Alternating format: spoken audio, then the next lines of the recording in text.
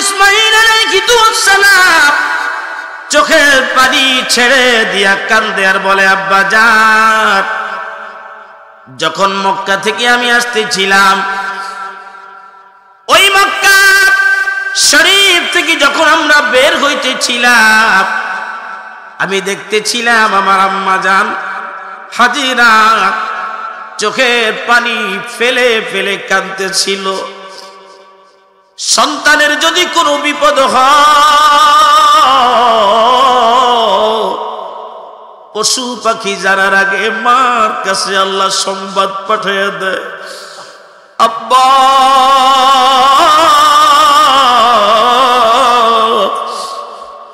আমার ইন্তেকালের পরে আমার রক্ত মাখা জামাগুলি আমার মার হাতে তুলে দিয়ে, এটাই হবে আমার শুকায়িত মায়ের একমাত্র সান্ত্বনা।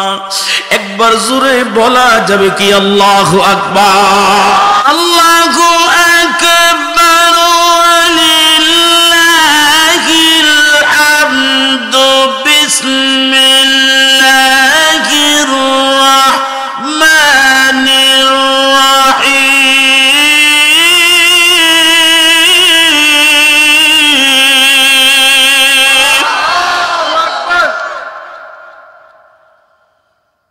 ربي هب لي من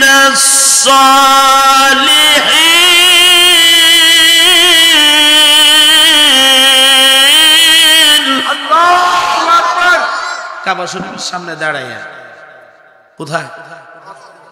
কাবা শরীফের সামনে দাঁড়াইয়া কাঁদতেছে আর বলতেছে, আল্লাহ আমার একটা মুত্তাকি, ঈমানদার, ধৈর্যশীল, সত্যবাদী একটা সন্তান আমারে দাও। সুবহানাল্লাহ বলবেন না?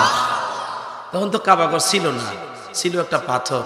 এই পাথরের সামনে দাঁড়াইয়া বলছে, আল্লাহ যদি আমার একটা কিছু দেও, তাহলে ইডারে লইয়া আমরা দুইজনে মিল্লা কাবা শরীফ বানাবো। ছেলেরে নিয়েই কাবা শরীফ বানাইছে। আর ওই যে লিফটের মধ্যে দাঁড়াইয়া এই যে তিনি কাবা শরীফ উঁচা কইরা বানাইছে, ওই লিফট তো তখন ছিল না, এই বাঁশ ছিল না, লোহা ছিল না, কি দিয়া উপরে উঠাবে? আল্লাহ একটা লিফট তাকে দিয়ে দিছে। এই লিফটের বলছে ডাইনে যা, এটা ডাইনে গেছে, বামে যা, বামে গেছে, উপরে উঠ, উপরে উঠে গেছে, নিচে নাম, নাইমা গেছে। একবার কি বলা যাবে আল্লাহু আকবার? ওই লিফট দেখা বলছে এত বছর আগে ইব্রাহিম আলাইহিস সালাম দেখে তো লিফট বানাইতে পারছে, আমরাও বানাইতে পারবো। ওইটা দেখে বানাইছে, কিন্তু আমরাটা উপরে উঠে নিচে নামে, ডাইনেও যায় না, বামেও। ভবিষ্যতে এটা আসবে, আমাদের লিফট ডাইনে বামে যাবে। ওইটা দেখে এটা নকল করছে। মারহাবা কর, জোরে বলেন।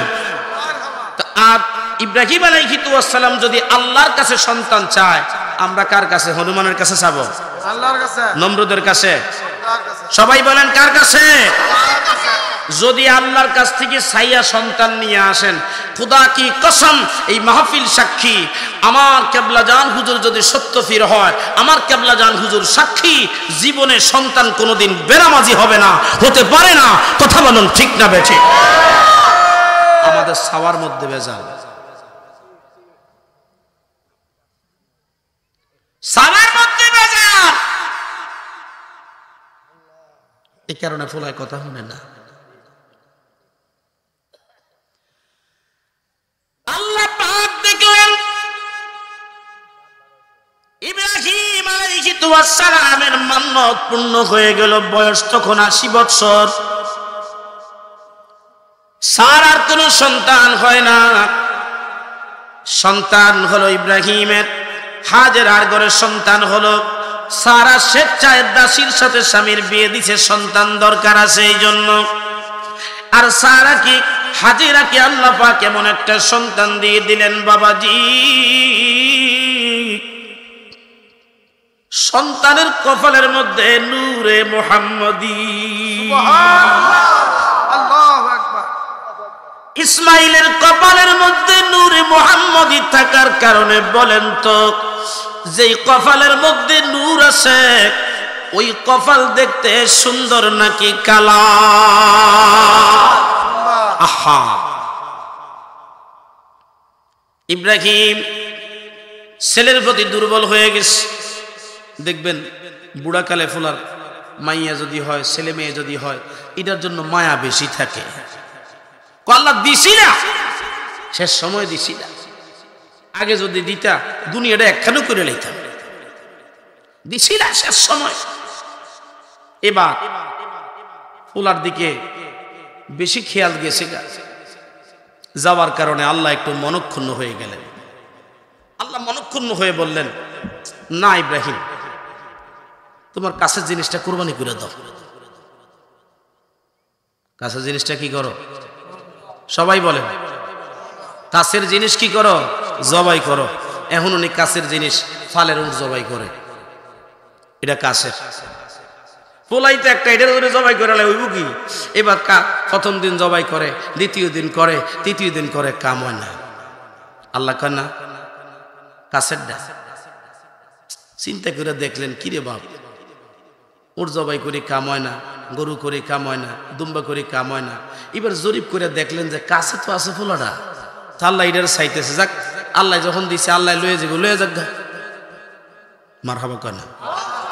জোরে বলেন, আল্লাহ দিছে আল্লাহ নিবে, তাতে কি সে, যাক আল্লাহ যদি খুশি হই আবার দেয় দিব, আর না দিলে নাই। অহন চিন্তা করছে, আমি এনা না হয় কোরবানি দিলাম, পোলার মাইনি আবার নিষেধ করে, এটা কিন্তু একটা বাধা, ঠিক না? এটা কিন্তু একটা বাধা। বাপে বুঝে, মায় বুঝে না। মায় তো বাপে নবী, মায় তো আর নবী না। হাজারাকে বললেন, ইসমাইলকে সুন্দর করে সাজাইয়া দাও, গায়ের মধ্যে আতর দাও, চোখে সুরমা দাও, সুন্দর পোশাক দাও, আমরা দুই বাপ পুত বেড়াইতে যাব। এখন যেখানে হাজি সাহেবরা পাথর মারে,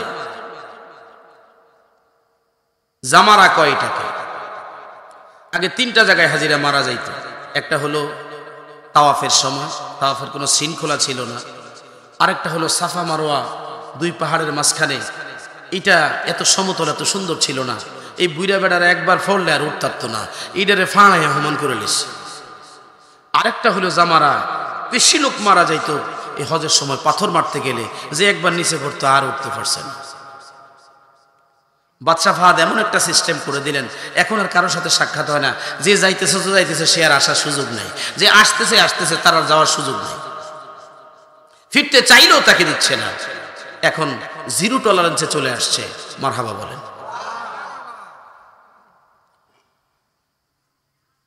এখানে তিনটা শয়তান, একটা হলো বড়, আরেকটা হলো মেজো, আর একটা হলো ছোট।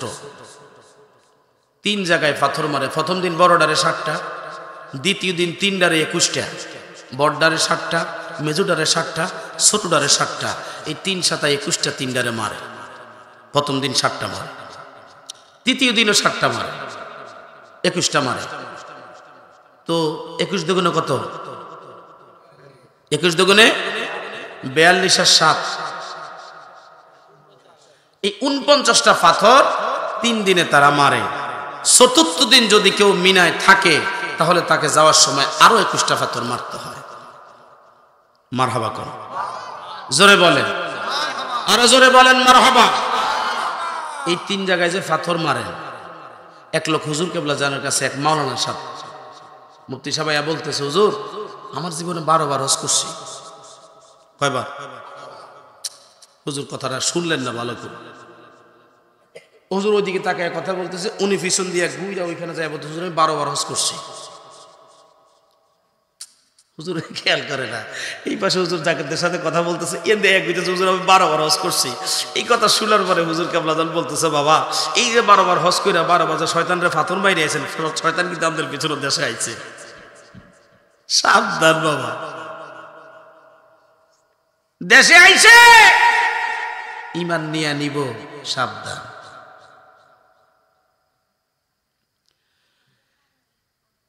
ইব্রাহিম আলাইহিস সালাম আগে, ইসমাইল পিছনে। শয়তান দাঁড়ায় কইতেছে, ইসমাইল কই না জানো, জবাই করতো না, জবাই করতো। এখানে পাথর মারছে শয়তানকে। যা শয়তান চলে যা, আমার বাবা যদি আমার কোরবানি করে, ভালো মনে করলে কোরবানি করবে, সমস্যা কি? এই একটা পাথর। দ্বিতীয়বার আবার আইসা বলতেছে যে মাজ্জা শয়তান যেটা, এটা আইয়া কইতেছে তুমি তো হেরে পাথর মেরা দৌড়ে দিলা, আমরা তো মিশা কথা কই না, হাসা কথা কইতেছি, তোমার বাপে জবাই করতে নিতেছে। আমার বাপে জবা করতেছে, তোর সমস্যা কি? এই আবার এখানে পাথর মারলেন শয়তান। দুইটা বড়ডায় মকরমডায় আইসে, খান্নাত যেটা এটা আইসে, কারণ এটা তো ওয়াদাবদ্ধ, কোনো বনি আদম সে জান্নাতে যাইতে দিবে না। আল্লাহকে খাড়া তোরে আমি ধোকা দেওয়ার জন্য সুযোগ দিছি, সারা জীবন 70 বছর তুই তাকে ধোকা দিয়া দূরে রাখবি, 70 বছর পরে আমার বান্দা আমি আল্লাহর প্রতি ঈমান আনবে, ঈমান আনার পরে বেঈমানের সাথে কালেমা পড়ে তওবা করবে আর চোখের পানি দিবে, চোখের পানির খাতিরে 70 বছরের গুনাহ আমি আল্লাহ এক মুহূর্তে মাফ করে দিব। আল্লাহু আকবার। এই বড়টা এটা কয় বালা লোকের কোনো দাম নাই, বালা কথা কইছি দাম নাই, একটু পরে যাও না সামনে দেখো কেমনে হুয়াইয়া জবাই করে দিছে এটার পাথর। বাপের প্রতি ঈমান বেশি না কম?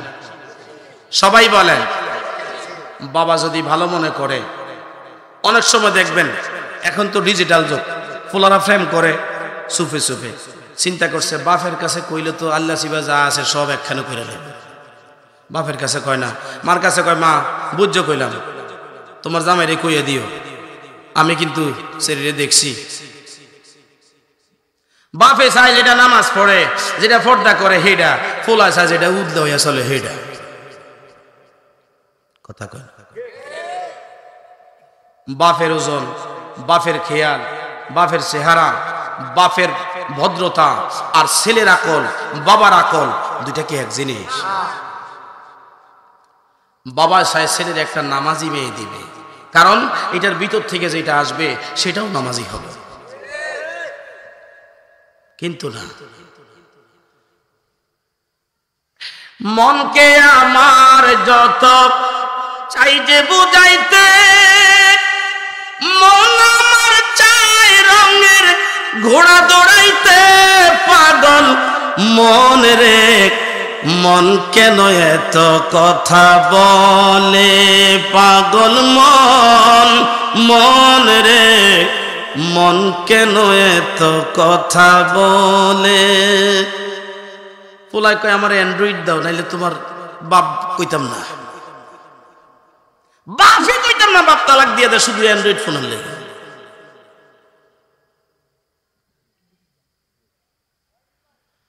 অমিয়া গভীর মনোযোগ লাগান, একটু পরেই চলে গেলেন। যাওয়ার পরে ওই পাহাড়ের চূড়ার মধ্যে নবীর ভয় হলো, আমার ছেলেকে আমি যা বলবো তাই শুনবে, কিন্তু কোন মানুষ যদি দেখে রে আর আমার ছেলেটাকে যদি কিচ্ছু বুঝায় ফেলায়, এই পরীক্ষার মধ্যে আমি কোন রকম রিস্ক নিতে চাই না, কারণ এটা গোলাম এবং মনিবের সাথে পরীক্ষা হচ্ছে।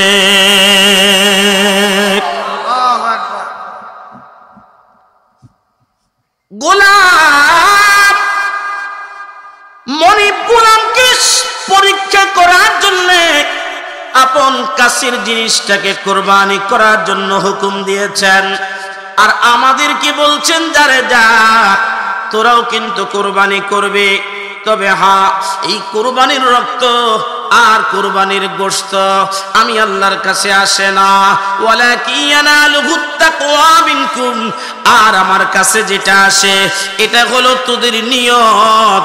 চুরি কইরা কোরবানি দিস না, ঘুষের টাকা দিয়ে কোরবানি দিস না, সুদের টাকা দিয়ে কোরবানি দিস না, কিস্তি উড়াইয়া কোরবানি দিস না, শ্বশুর বাড়ির থেকে যৌতুক নিয়ে কোরবানি দিস না।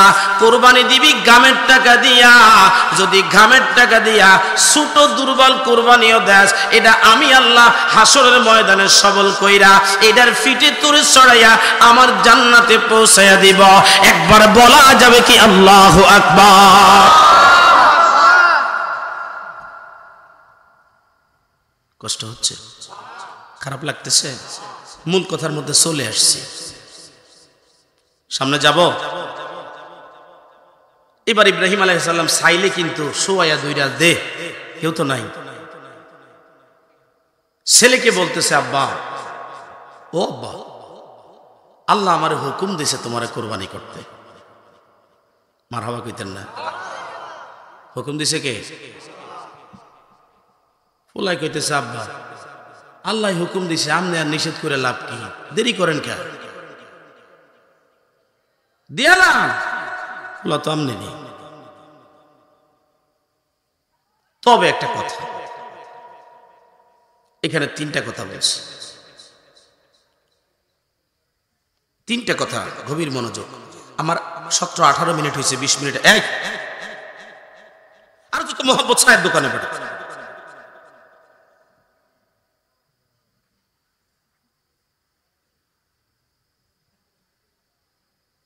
যত প্রেম ভালোবাসা সব সাহেব দোকানে। মাহফিলে আসলে যেমন ট্যাপের নিচে বোতল ধরছেন, বোতল ডাইনে বামে থাকলে কিয়ামত পর্যন্ত ফানি পড়লে কাজ হবে না। আজকে আমাদের যুব সমাজ কেন ধ্বংস? কারণ ওয়াজ মাহফিলে বসলে এরা তখনও মোবাইল টিপতে থাকে, কারণ এটা ফরজ মনে করে। কয়টা নিরাপদ সময় মাহফিলে আসে, কেউ ডিস্টার্ব করে না, বন্ধু বান্ধব ডিস্টার্ব করে না।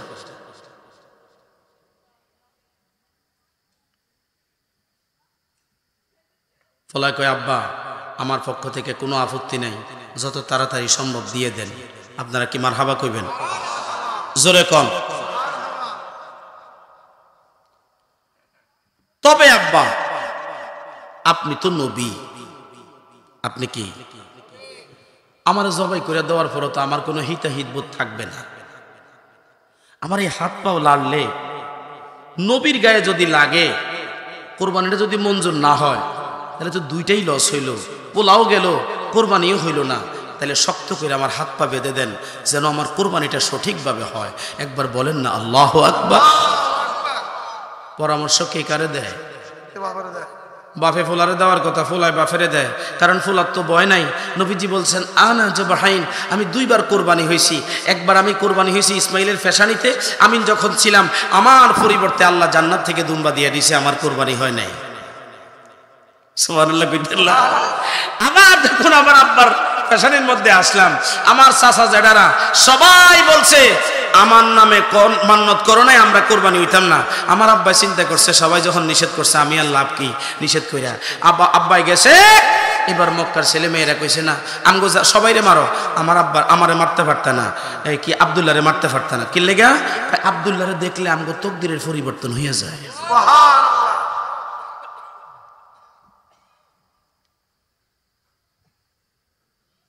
নির্বোধ নবী বুঝে না নবী কি জিনিস।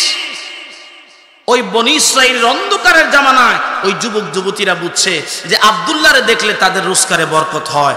এখন নবীর কাছে থাকলে লাভ না লস। বনী ইসরাইলের যুবক যুবতীরা বুঝে, আমাদের দেশের মৌলবীরা বুঝে না। নবী ছাড়াই জান্নাতে চলে যাবে না। মুসলমান, হযরত ইসমাঈল আলাইহিস সালাম চোখের পানি ছেড়ে দিয়া কান্দে আর বলে, আব্বা জান, যখন মক্কা থেকে আমি আসতেছিলাম, ওই মক্কা শরীফ থেকে যখন আমরা বের হইতেছিলাম, আমি দেখতেছিলাম আমার আম্মা জান হাজিরা চোখের পানি ফেলে ফেলে কাঁদতেছিল। সন্তানের যদি কোনো বিপদ হয়, পশু পাখি জানার আগে মার কাছে আল্লাহ সংবাদ পাঠিয়ে দেয়, আব্বা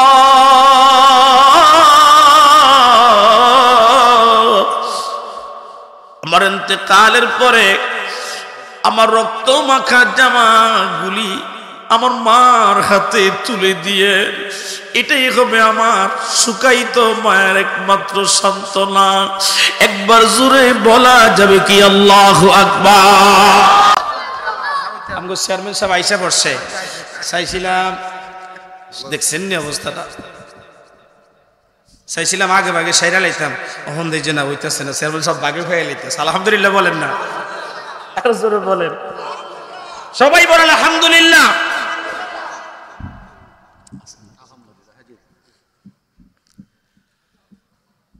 নবী পাইয়া ইসমাইল খুশি, ইব্রাহিম খুশি। এখন দেখেন ছেলেরে তো শোয়াইছে, শোয়ানোর পরে বাবা একটা জিনিস আমি আপনাদেরকে বুঝাবো, আগে নবী বুঝেন তারপরে হলো মুর্শিদ। আগে নবী না আগে মুর্শিদ, আগে নবী না আগে মুর্শিদ। কারণ যে মুর্শিদ বুঝবে সে নবী বুঝবে, যে মুর্শিদ বুঝবে না সে নবী বুঝবে না। আমার হুজুর কেবলা জান বলেন, বাবা আমি আপনাদেরকে তরিকা দিচ্ছি বাবা, এটা হলো রাসূলুল্লাহর সত্য তরিকা। এই সত্য তরিকার উপরে যারা আমল করবেন বাবা, আপনাদের জন্য একটা শুভ সংবাদ আমি আপনাদেরকে নবীজির হাতে তুলে দিব। যাদেরকে আমি নবীজির হাতে তুলে দিব গো, এরা একটা মুহূর্তেই আমার আল্লাহ পাক তাকে কবুল করে নিবে।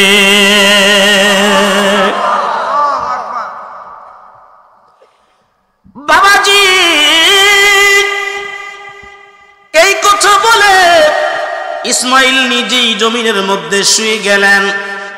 এবার শোয়ার পরে হযরতে ইসমাইল আলাইহিস সালামের গলার মধ্যে ইব্রাহিম খুব জোরে জোরে ছুরি চালাইতেছে। ইসমাইল কিচ্ছু বলে না।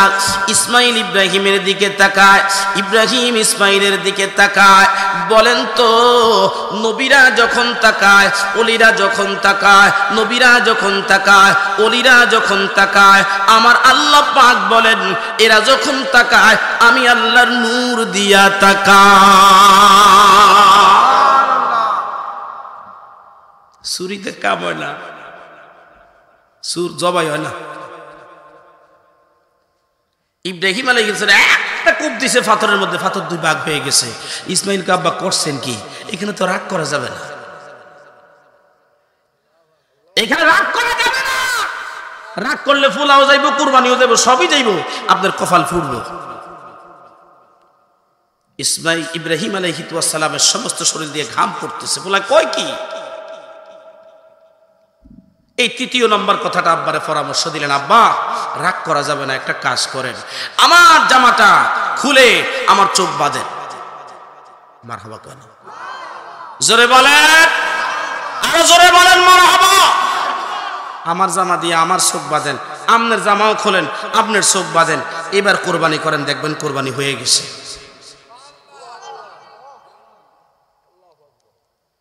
ইব্রাহিম আলাইহিস সালাম যখন চোখ বাঁধছে, কোরবানি তো হয়ে গেছে, চোখ খুলে দেখে ইসমাইল দাঁড়ায় রয়েছে আর একটা দুম্বা লাফাইতেছে, সাথে সাথে জিবরাইল আমিন দাঁড়ায় আছে। পড়েন না সুবহানাল্লাহ। একবার জবান খুলে বলা যাবে কি আল্লাহু আকবার? খুশি না বেজার? পোলা চাইবেন কার কাছে? মনে আছে আপনাদের ওয়াজ?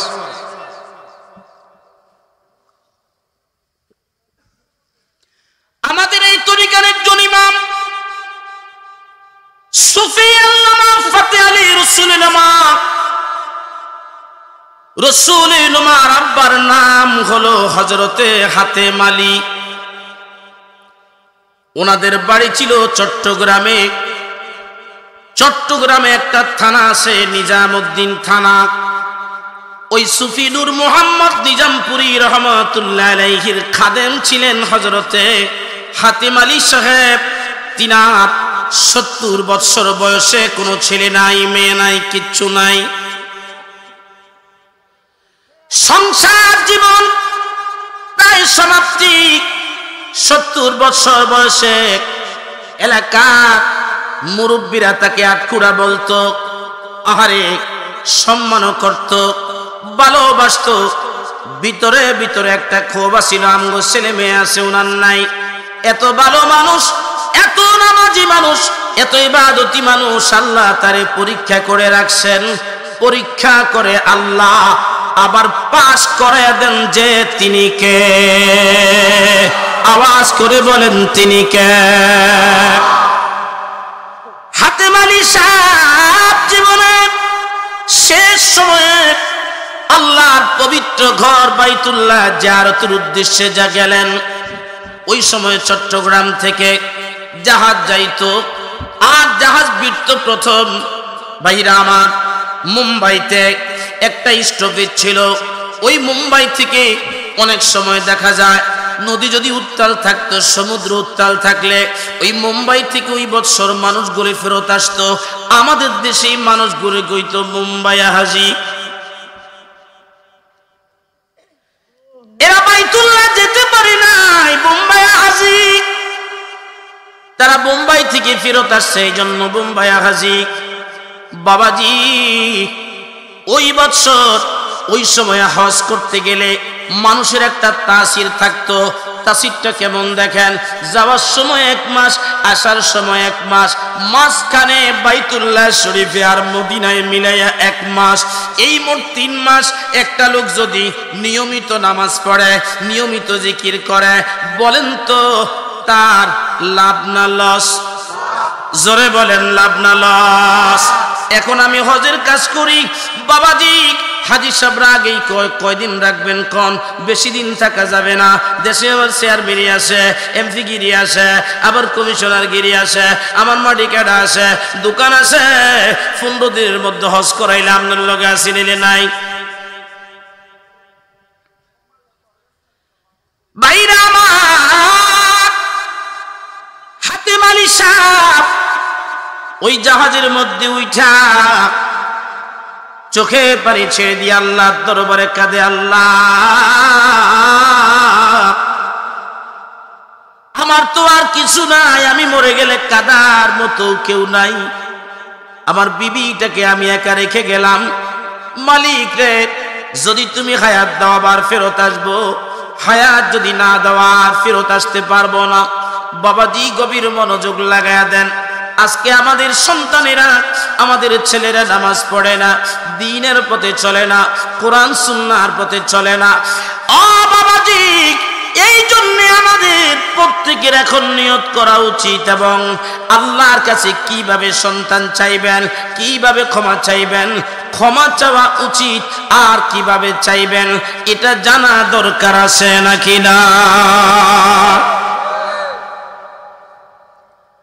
ডিজিটাল বলতে কিছু নাই, আপনারা যাকে অ্যানালগ বলেন, অ্যানালগ কোরআন আর ডিজিটাল দেশ না না, 1450 বছর আগের কোরআন দিয়া রিসার্চ করে করে করে করে আজকের ডিজিটাল আসছে।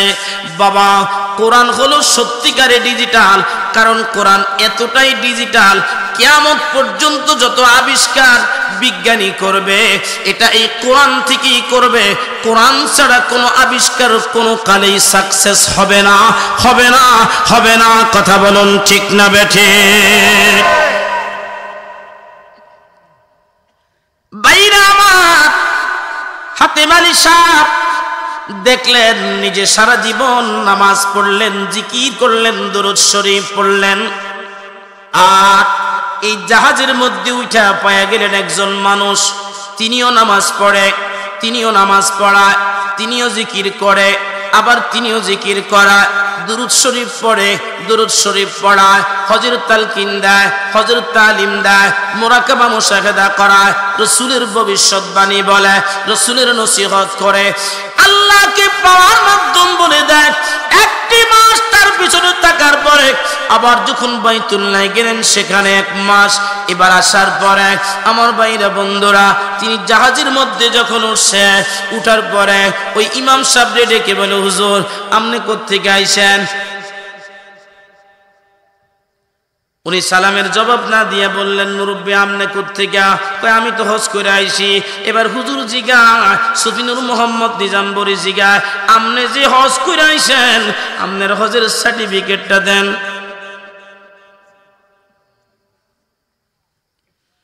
আপনি যে হজ করে আসছেন সার্টিফিকেট আমার দেখান।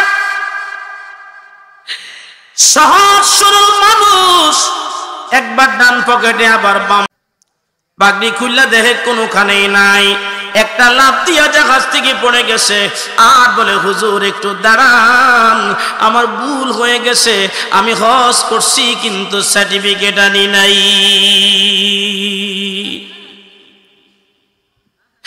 আল্লাহর ওলি সিজদায় পড়ে গিয়ে বলে, আল্লাহ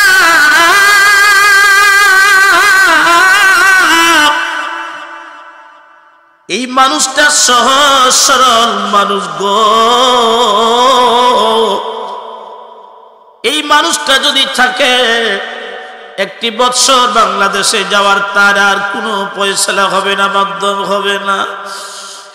ও মালিক, এই জাহাজ এই হাজী সাহেবের যাওয়ার নিরাপত্তার ব্যবস্থা করে দেন। আর আমি যদিও ভুল করে বলে ফেলেছি, সার্টিফিকেট চাইছি, উনি তো সহজ সরল মানুষ, এই সার্টিফিকেট ছাড়া সে যাবে না। ও মালিক, আমি তিনার জন্য তোমার দরবারে দরখাস্ত করি, একটা সার্টিফিকেট তুমি চাইলে ব্যবস্থা করতে পারো, একটা সার্টিফিকেট তার জন্য ব্যবস্থা করে দাও। হাতেম আলী সাহেব বাইতুল্লাহর দিকে দৌড়াইতেছে, গাড়ির তোয়াক্কা করে না। পিছন থেকে কে জানি রে উঁচা লম্বা একটা সাদা টকবগে ঘোড়া দৌড়াইয়া, পাগড়ি পরে, পাঞ্জাবি পরে, আর টুপি পরে, সাদা পাগড়ি সাদা পাঞ্জাবি, আর একটা আরবি লেখা তলোয়ারি হাতে লইয়া পিছন থেকে ডাকতেছে, হাজী সাহেব আপনি আসেন, আপনি একটু দাঁড়ান, কথা আছে। উনি ডেকে বলেন, না আমি এখন দাঁড়াবো না, আমার অনেক কাজ, আমার জাহাজ চলে যাবে, আমি এই মুহূর্তে আমার সার্টিফিকেট আনতে ভুলে গেছি। হুজুর মনে করে দিছে, ভালো হয়েছে, দেরি করে দিলে জাহাজ চলে যাবে। কয় হাজী সাহেব দাঁড়ান, আমি আপনার সার্টিফিকেট নিয়ে এসেছি।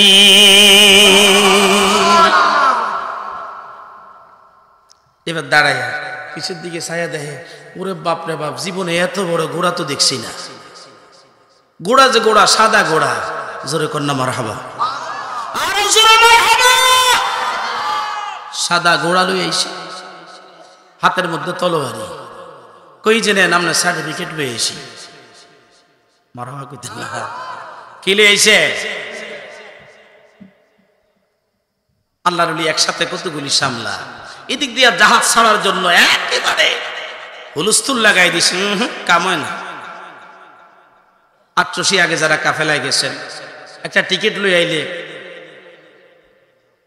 ফেলেট লই আইলে তো আরো বিপদ। হুজুর থেকে বিপদ যদি বিদায় না লই আইতো তাইলেও বিপদ ছিল।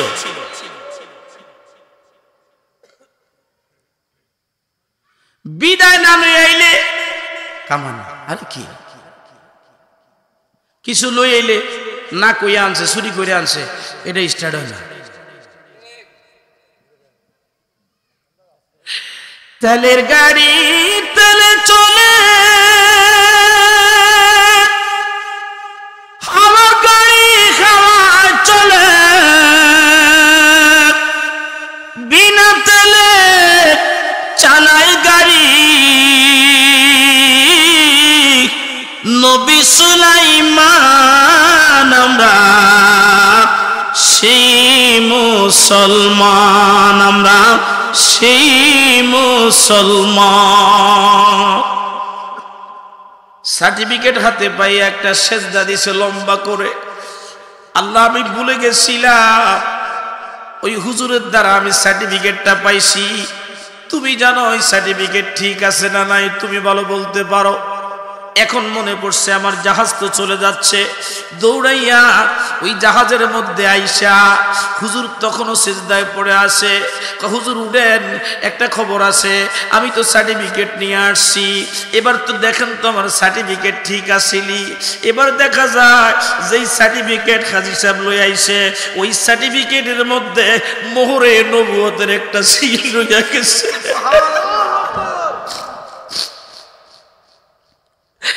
রাহমাতাল লিল আলামিন, আপনি উম্মতের জামিল,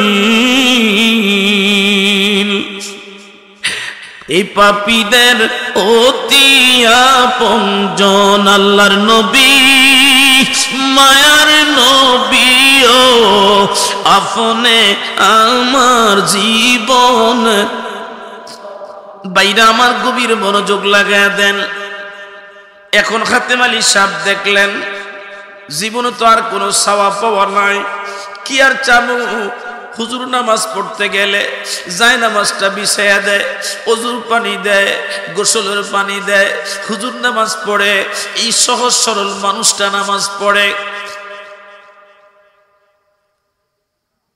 হুজুর জিকির করে, হুজুর সাথে বৈশা একটা মাস তালিম দেওয়ার পরে বলতেছে, হায় রে আমি আর বাড়ি যাব না, বাকি জীবনটা হুজুরের কাছে থাইকে যাব। এবার মুম্বাই স্টেশনের মধ্যে যখন আমার বাইরা বন্ধুরা ভারতের লোকজন আসছে ওনাকে রিসিভ করবে, হিসাবের মধ্যে উনি নাই, হাতেম আলী সাহেব নাই। এই মানুষটা গেল কোথায়? এই মানুষটার সন্ধান কেউ দিতে পারে না। জাহাজের ম্যানেজারকে বললেন, দেখো ওই সময় এমন একটা সিস্টেম ছিল, কেউ যদি জাহাজের মধ্যে চলন্ত অবস্থায় মারা যাইতো, ওই চলন্ত অবস্থায় জাহাজের মধ্যে যদি মারা যাইতো, জানাজা দিয়া সাগরের মধ্যে ছেড়ে দিত। মক্কায় মারা গেলে মক্কায় দাফন, মদিনায় মারা গেলে মদিনায় দাফন, জাহাজে মারা গেলে সাগরের মধ্যে ফেলে দেওয়া হতো। বন্ধু গভীর মনোযোগ লাগায়া দাও,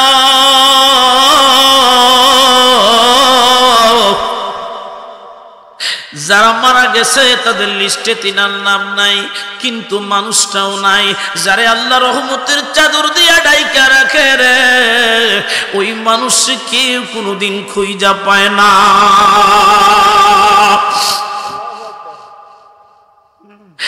ওই হাতেম আলী সাহেব চলে আসছেন এই চট্টগ্রামের নিজামপুরি দরবারে।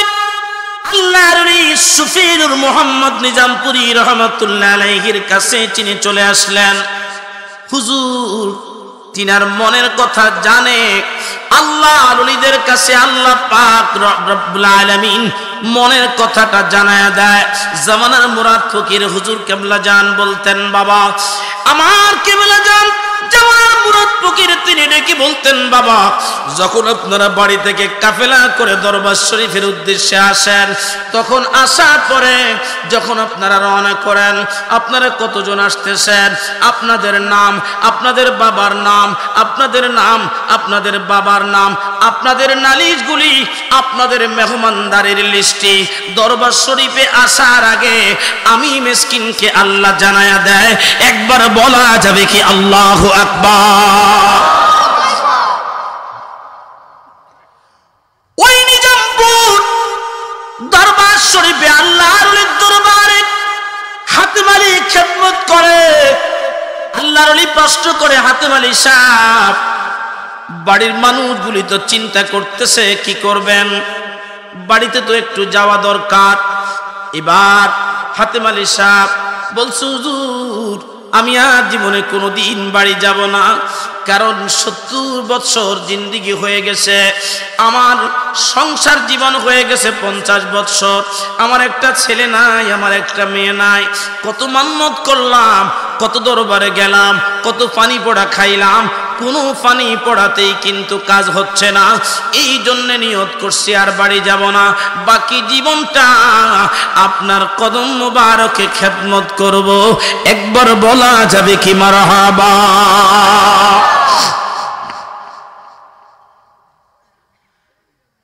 আল্লাহর ওলি তিনাকে খেদমতে রেখে দিলেন।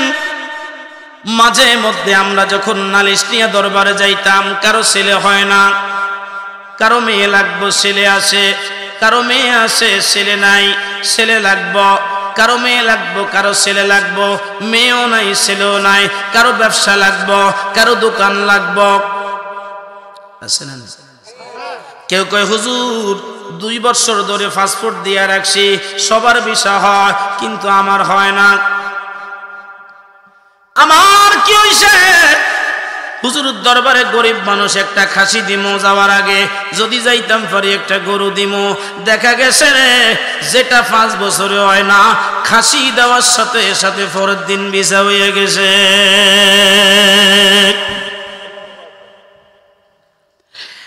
বাবাজি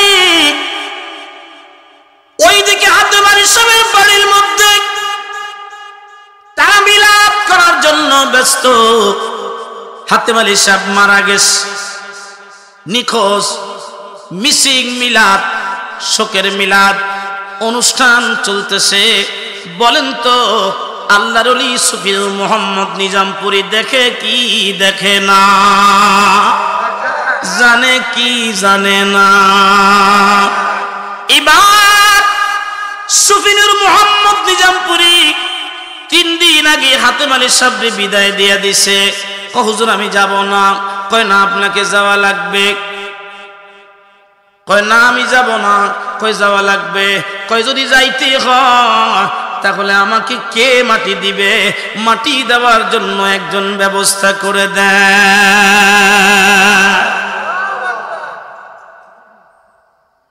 ইব্রাহিম আলাইহিস সালামের 80 বছর আর হাতেম আলী সাহেবের 70 বছর। ইব্রাহিম আলাইহিস সালামের 80 বছরের ছেলে আর হাতেম আলী সাহেবের 70 বছরের ছেলে। বুঝতে হবে বাবাজি, বুড়া কালেও যারে সন্তান দেয় দিনই দেওয়ার মালিক তিনি কে? হাতেম আলী সাহেবের বাড়ির মধ্যে মিলাদের আয়োজন চলতেছে, উনি মিসিং দুনিয়ার মধ্যে নাই। আরে মানুষটাও পাইলাম না, লাশটাও পাইলাম না। লাশ কোথায় সেটাও দেখলাম না। এমত অবস্থায় আমার কি হবে রে? এলাকার মানুষ চিন্তা করলেন, এত ভালো মানুষ ছিল। দেখা যায় এই নারায়ণগঞ্জে প্রবীণ কোন জাকের ভাই থাকলে, গরিব জাকের ভাই থাকলে তার কোনো ছেলেও নাই, গরিব মানুষ আছে, মেয়েরা মানুষের বাড়িতে বিয়ে দিয়ে দিছে, তারাও কিছু করতে পারে না। আমার বাবুল ভাই, মেহেদি ভাই যারা নেতৃত্বে আছে তারা দায়িত্ব নিয়া ওই বাড়িতে একটা মাহফিল করে দেয়। কথা বলুন ঠিক না বেঠি?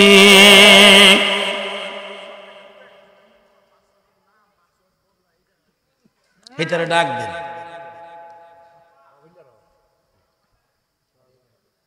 নালায়েক মানুষ। এবার হাতেম আলী সাহেব 3 দিন আগে বিদায় দিয়ে দিস। 3 দিন আগে বিদায় দিয়ে যাওয়ার সময় কয়টা কাজ করে 2টা আপেল দিয়ে দিছে। মারহাবা করে। কয়টা আপেল?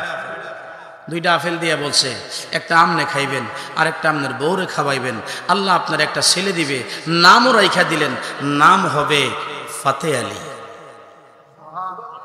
জোরে বলেন না, আরো জোরে বলেন। চাইলে কে পীরের বস্তু নিতে নাকি পারে, এর উপযুক্ত হইলে দয়াল ডাইকা নিবে ঘরে, তোমায় ডাইকা নিবে ঘরে। ও সে মিঠাইয়া দিবে তোমার ভবের যত জ্বালা, কেউ বুঝিতে পারে না রে ওলি আল্লাহর খেলা, আমার খাজা বাবার খেলা। পুলার নাম রাখছে আপেল দিয়া, বলছে 2টা 2 জনে খাইবা।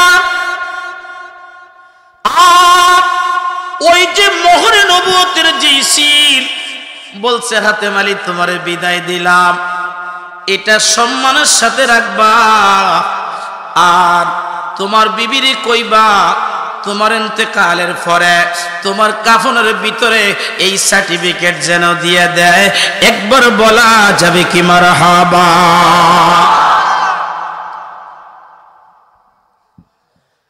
হাতেম আলী সাহেব বাড়ির মধ্যে আসছে, একেবারে সিন্নিও খারাপ, সিন্নিও বাড়া, মোল্লাও খারাপ। যেদিন ওনার মিসিং মিলাদ, শুকরানা সুখের মিলাদ, এখন হয়ে গেছে শুকরানা মিলাদ। কারণ উনি ছিল না, মিলাদের আকর্ষণে উনি চলে আসছে। সালাম আমি করব গিয়া, সালাম আমি নবীর রাও যায়, মনে বড় আশা ছিল যাব, বল মনে বড় আশা ছিল। সবাই যখন মিলাদ পড়তে ধরছে, হাতেম আলী সাহেব সামনে হাজির। মারহাবা ঘর, জোরে বলেন মারহাবা। এখন সবার সামনে তার এই গোপন জিনিস দেখান যাইব না, এটা খুব যত্নের সাথে ভিতরে ঢুকাইয়া রাখছে। মিলাদ শরীফ শেষ করে সবাই বিদায় আদায় দিয়া বউর কাছে যে কইতেছে, শুনছো একটা ঘটনা, এটা খবর আছে তোমার? মারহাবা কোন, জোরে কোন মারহাবা। যেই বউ সারা জীবন দুনিয়াটা তামা তামা করে লেছে পানি ফোড়া খাইতে খাইতে, এই বউর কাছে এটি কোনো কিছু? কয় আমার হুজুর একটা সংবাদ দিছে, 2টা আপেল, একটা তোমার একটা আমার, খাইলেই লাল কাঠ, লাল কাঠ লাগিয়ে যাইব বলতে শুনছি। আমগো দেশের মরার অবস্থাটা কি? হুজুর কেবলা জানের কাছে এক ভদ্রলোক গেছে বিকালবেলা, হুজুর আপনি আমার সামনে রসটা খান। হুজুর রাখছে রোজা, করস খান আসরের নামাজের পর। আচ্ছা বলেন, কোন ইমানদার মানুষ এই সময় কি রোজা ভাঙব? হুজুর কান্দা দিছে, আমি গরিব মানুষ, আশা করে আনছি, এই প্রথম আমার গাছের রস আপনারে খাওয়াইয়া তারপর আমি যে বাকি গাছের মধ্যে হাঁড়ি দিম, আপনি খান। হুজুর একবার মৌলানা সাহেবের দিকে চায়, আবার খাদেমের দিকে চায়, এত মানুষের সামনে রোজা রাখিয়া। হুজুর কয় মুরব্বী আপনি কি কর? আমি তো রোজা রাখছি। আমি রোজা টোজা কিচ্ছু বুঝি না, আপনি খাইলে আমি যাইতাম, আমি গরিব মানুষ, রস বিক্রি কইরা খাই, বরকতের লেগে আপনার কাছে আইসি, লিখে আইতাম। বেটা কিচ্ছু বুঝে না, বরকত বুঝে, মারহাবা কর। হুজুর খাইছে, খাওয়ার পরে উনি এত খুশি হইছে, খুশি হইয়া হুজুরের কদমুসি কইরা উনি যায় গাছের মধ্যে হাঁড়ি দিয়া একেবারে প্রথম দিনের যত রস পাইছে সব রস দরবারে লইস। হুজুর কেবলা যান চিন্তা করলেন, শরীয়তের এত বড় একটা খেলাপ কাজ আমি করলাম। মাগরিবের নামাজের পরে উলামায়ে কেরামদেরকে নিয়ে বসলেন। আবুল ইহসান আনসারী সাহেব, সালাউদ্দিন সাহেব, সাদেক আলী সাহেব, দেশের বড় বড় উলামায়ে কেরামরা বললেন, হুজুর না, আপনার সিদ্ধান্ত সঠিক ছিল। জোরে বলেন না মারহাবা। এই বুড়া মানুষটা এই মুহূর্তে আপনার রোজা বুঝতো না, সে গরিব মানুষ, কাজ করে খায়। বান্দা খুশি, খুশি কে? জোরে বলেন কে? আসরের ময়দানে একটা বান্দাকে তুচ্ছ একটা জিনিস দিয়ে আপনি খুশি করছেন, হয়তো এটার উসিলায় একজন বান্দার নাজাত হয়ে যায়। এবার বউ কয় না, আমি মানতাম না, বহুত খাইছি জীবনে, আর না, তুমি জিয়া নিয়ে যাও, এটা লুয়ে আইও। কখনো তাবিজ, কখনো ফানি ভরা, এটি খাইতে খাইতে আমার নরুচি। এবার খাইয়া দেহ। হুজুর শুধু আপেল দিছে না, লগে আবার ফুলার নামও রাখিয়া দিছে। কও কি? মারহাবা কর। শুধু আপেল দেয় নাই, ফুলার নামও রাখছে।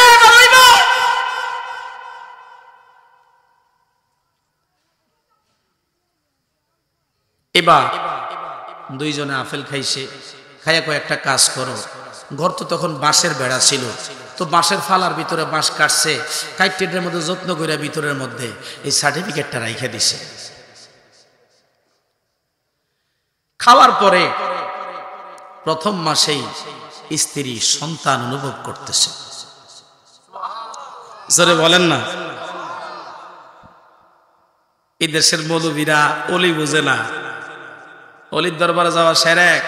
ও মিয়া, ৮৮ গরু যায়, হিংসায় মরিয়া যাও, আমরা বলে গরুর দরবার। কয়রা নেয় গরু, খায় গরু, এরাও গরু। তো তোমরা টেনশন করো না, কোরআন শরীফের সবচেয়ে বড় দামি সূরাটা, বড় সূরাটা, এটা গরুর নামে। সূরা বাকারা, এটা গরুর নামে, টেনশন নাই।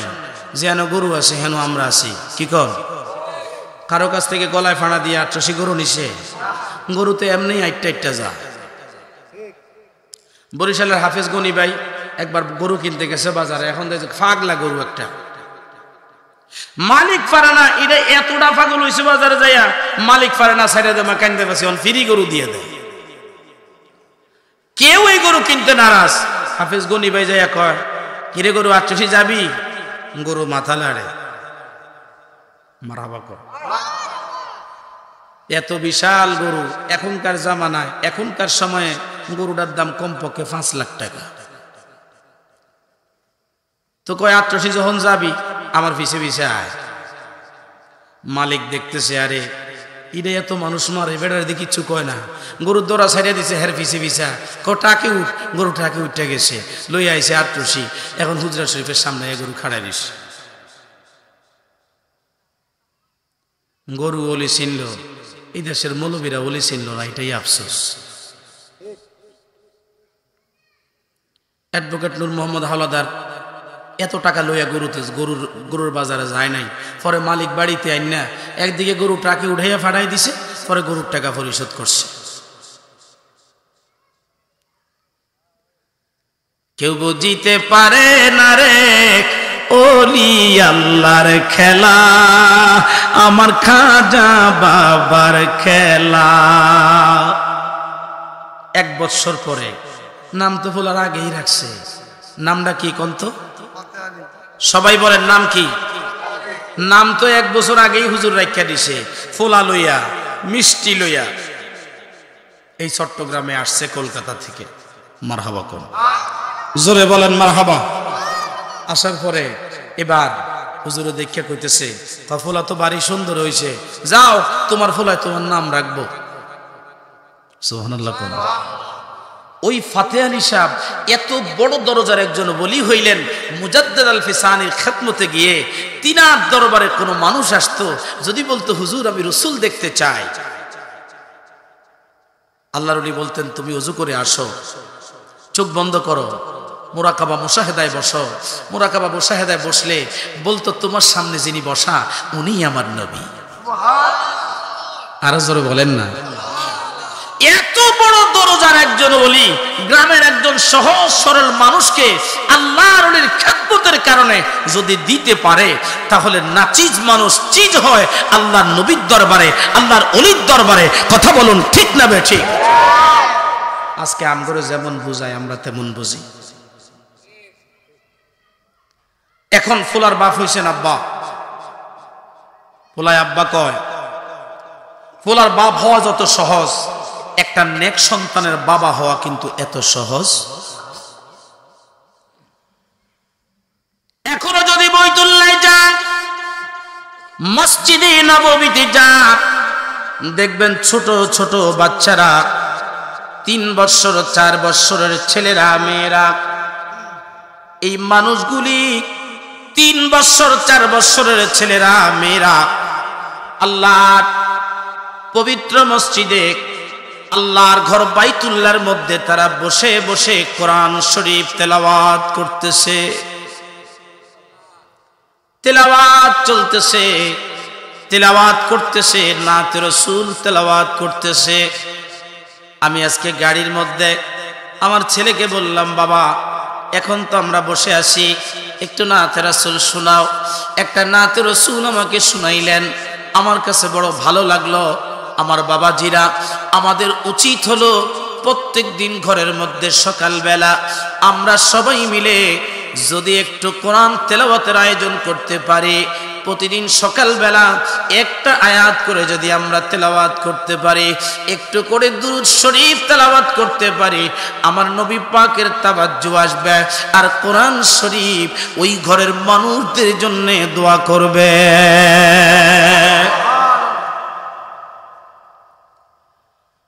কোরআনওয়ালা কোরআন ছেড়ে বাবাজি এইখানে খোদা বাইতুল্লাহর একজন মেহমান বাগদাদ শরীফ থেকে আসতেছিল খেদমতে, হজ করবে 20 জনের একটা কাফেলা নিয়া। সাথে ছোট্ট একটা বাচ্চা, 9 কি 10 বছরের একটা বাচ্চা। আহারে, ছেলেটা বাবার গলায় জড়িয়ে ধরে গালের মধ্যে চুমা খায়, গলার মধ্যে চুমা খায়, কপালের মধ্যে চুমা খায়, আর ডেকে বলে আব্বা জান আমি তোমার সাথে হজে যাব। বাবা ডেকে বলে বাজান রে তুমি হজে যাইবা, তুমি হজে যাইবা, তোমার তো হজের বয়স হয় নাই। আর ছেলের বাবা যখন এই কথা বললেন, ছোট্ট ছেলেটা ডেকে বলে আব্বা তুমি হজ করবা, আর আমি তোমার খাদেম হইয়া বাইতুল্লাহ যেতে চাই। আসুন সকলে দাঁড়াইয়া আমার প্রিয় নবীজিকে সালাম দিব। ইয়া নবী